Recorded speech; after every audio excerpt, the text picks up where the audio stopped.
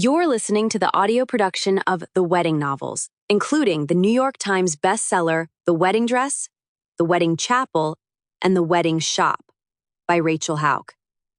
Published by Thomas Nelson and performed by Wendy Lanzl. The Wedding Dress by Rachel Hauck, read by Wendy Lanzl.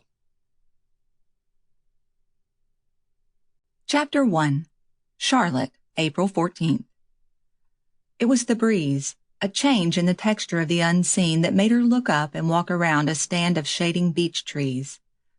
Charlotte paused on the manicured green of the Ludlow estate for a pure, deep breath, observing the elements of the day. Blue sky, spring trees, sunlight bouncing off the parked car windshields. She'd woken up this morning with the need to think, to pray, to get closer to heaven. She'd tugged on her favorite pair of shorts and driven up to the ridge.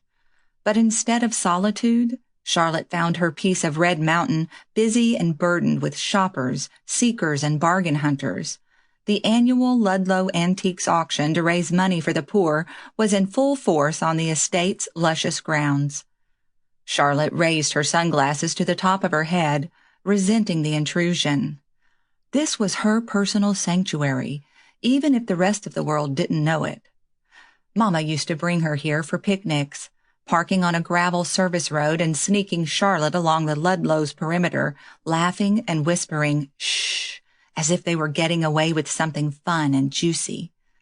She'd find a spot on the back side of a knoll, spread a blanket, open a bucket of chicken or a McDonald's bag, and exhale as she looked out over the valley toward the magic city.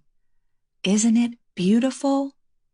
Yep, Charlotte always said, but her eyes were on Mama, not Birmingham's lights.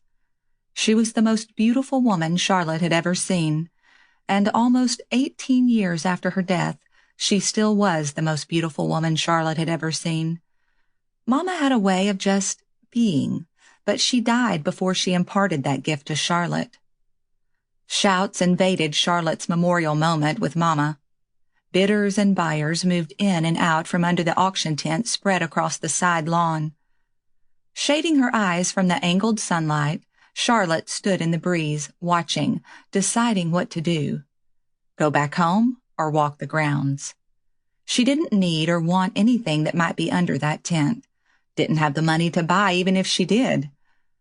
What she needed was to think through, pray about her recent tensions with Tim's family. His sister-in-law Catherine specifically. The whole mess challenged. Sample complete. Ready to continue?